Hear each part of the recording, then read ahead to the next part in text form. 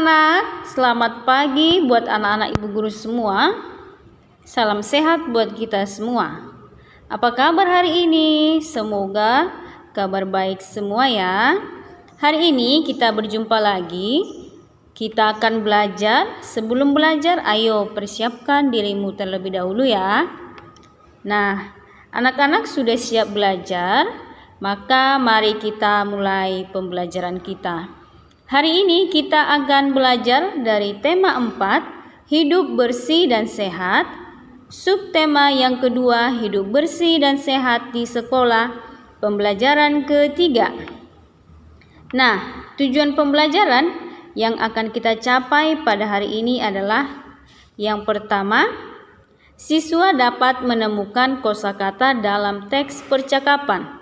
Yang kedua, siswa dapat memperagakan gerakan tarian dengan iringan musik. Yang ketiga, siswa dapat menentukan bentuk permukaan benda. Dayu dan teman-teman belajar tentang ruang kelas yang tidak bersih.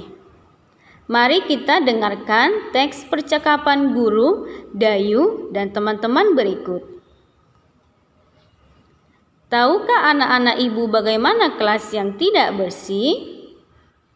Tahu bu, kelas yang tidak bersih banyak sampah yang berserakan bu. Bagus anak-anak ibu, sampah harus dibersihkan, kemudian dipisahkan. Ada sampah basah dan sampah kering. Kita harus selalu menjaga kebersihan ya nak. Benar bu, kelas yang tidak bersih juga banyak kuman bu.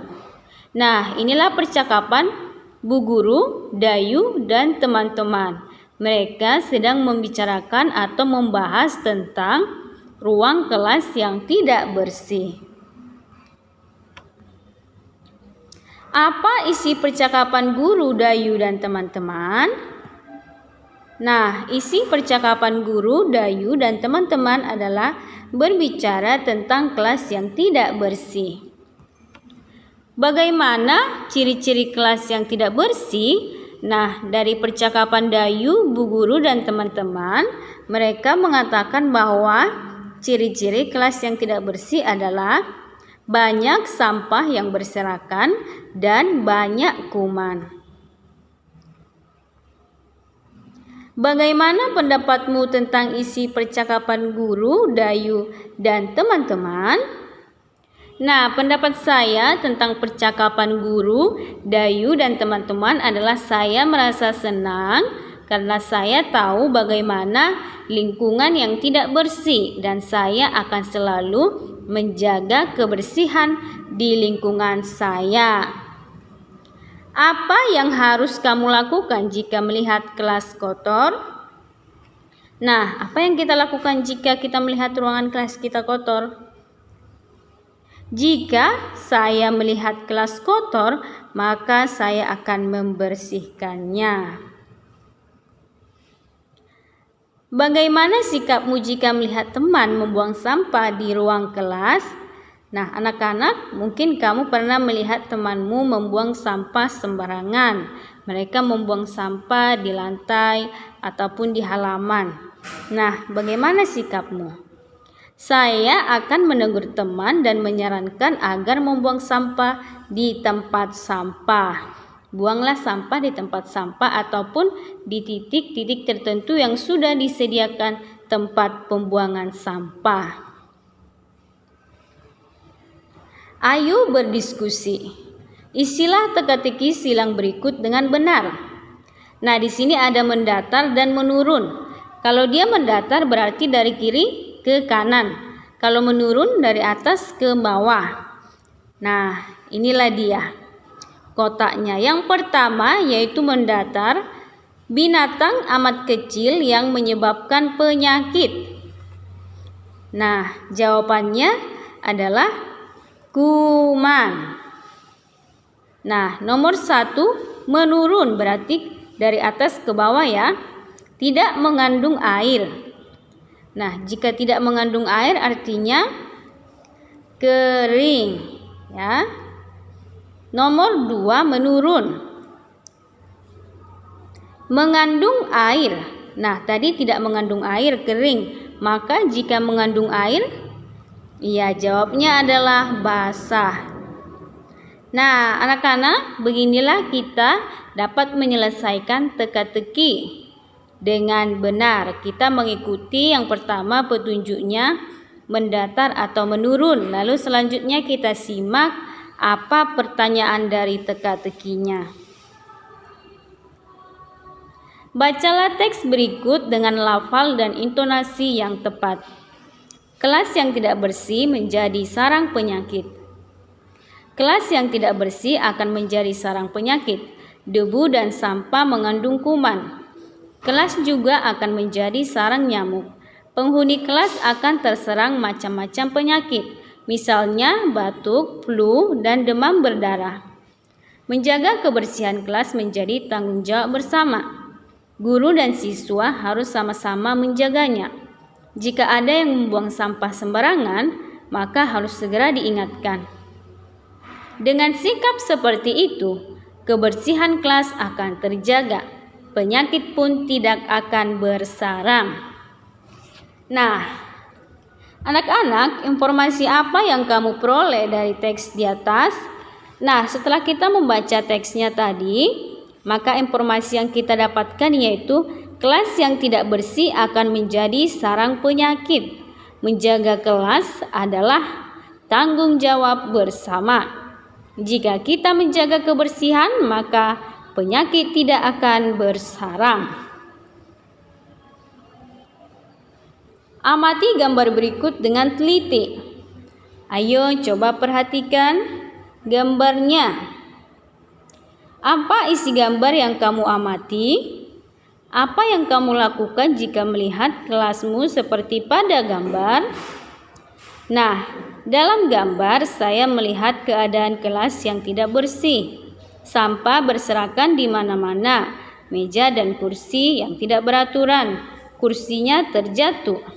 Jika saya melihat kelas saya tidak bersih, maka saya akan membersihkannya.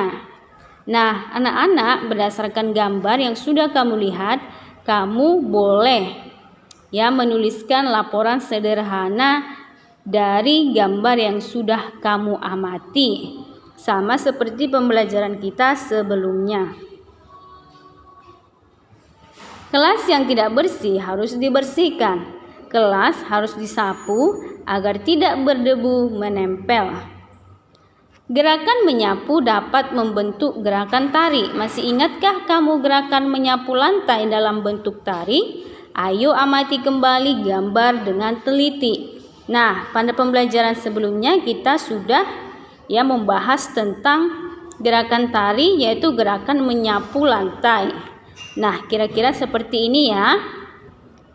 Nah, kamu boleh lihat bagaimana kepalanya dia agak serong ke kanan, lalu tangannya agak dibuat ke bawah, agak dibengkokkan ke bawah, lalu tangan kirinya agak dibengkokkan ke atas, ya. Dan setelah itu kakinya dia dibuat berganti-ganti, kadang satu ke kanan, lalu ke kanan di depan, lalu yang kiri ke belakang, lalu ditukar lagi. Yang kiri ke depan dan kanan ke belakang. Nah, begitulah bergantian gerakannya dengan hati-hati. Sebelumnya, kamu sudah melakukan gerakan menyapu lantai dalam bentuk tari, diiringi alat musik dan tidak diiringi alat musik.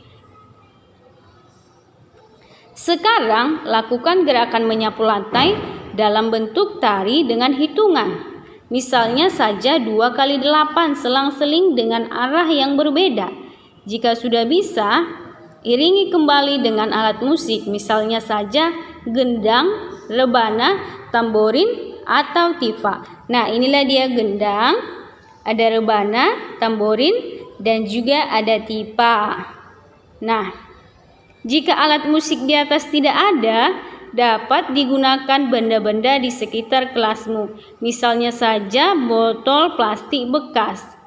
Nah, jika alat-alat ini tidak ada, mungkin di kelasmu ada botol plastik bekas yang sudah tidak dipakai.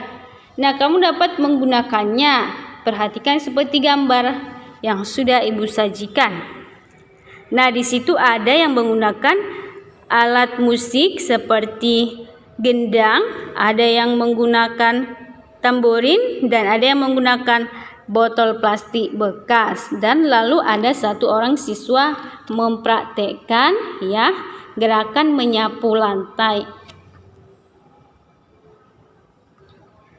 Coba amati kembali alat musik tifa.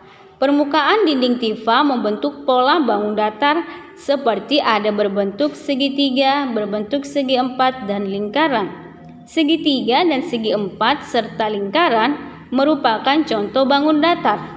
Lingkaran mempunyai satu sisi lengkung yang sempurna dan besar sudutnya 360 derajat. Tahukah kamu contoh bangun datar yang lain? Nah, tentu masih banyak ya contoh bangun datar yang lain. Ada trapesium, ada juga jajar genjang, dan sebagainya. Amati gambar di bawah ini dengan teliti. Nah, gambar ini, apakah anak-anak masih ingat? Nah, ini adalah segi 5. Lalu, gambar yang kedua, ini adalah segi 6. Nah, mari kita tentukan berapa banyak sisi, sudut, dan titik sudutnya. Nah, segi 5 ini coba hitung berapa sisi, sudut, dan titik sudutnya. Ayo, Ibu tunggu. Nah, anak-anak, banyak sisi, sudut, dan titik sudut pada segi 5 adalah 5. Nah, yang kedua, segi 6. Ayo, amati gambarnya berapa banyak sisi, sudut, dan titik sudutnya. Nah, banyak sisi, sudut, dan titik sudut pada segi 6 adalah 6. Nah, anak-anak, mari tentukan bangun datar yang sesuai dengan banyak sisi, sudut, dan titik sudut berikut. Nah, kamu sudah lihat gambarnya A, B, C, D, E. Nah, pada gajah pertama yaitu banyak sisi 5, banyak sudut 5, banyak titik sudut 5. Pada gajah yang kedua, banyak sisi 6, banyak sudut 6, dan banyak titik sudut 6. Ayo kita tentukan apakah gambar A itu sesuai dengan gajah yang pertama, banyak sisi, sudut, dan titik sudutnya 5, atau kepada gajah yang kedua, banyak sisi, sudut, dan titik sudutnya 6. Nah, pada gambar A, yang sesuai adalah banyak sisinya, sudut, titik sudutnya ada 5.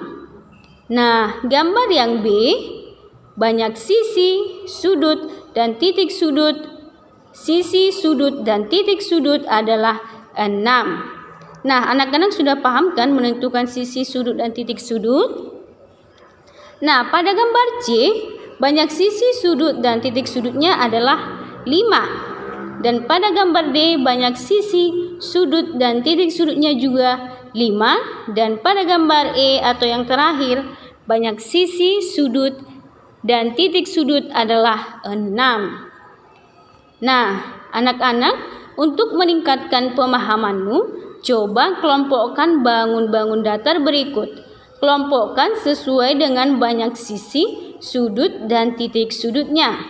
Nah, di situ diketahui bangun datar berbentuk segi 5. Berbentuk segi 5 berarti sisi, sudut, dan titik sudutnya ada 5. Tidak boleh kurang dari 5 atau lebih dari 5. Harus pas 5.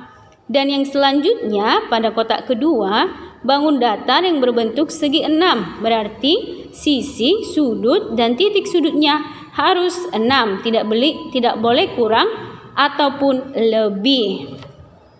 Nah, ini boleh ya nanti kamu jawab supaya meningkatkan pemahamanmu tentang sisi, sudut, dan titik sudut.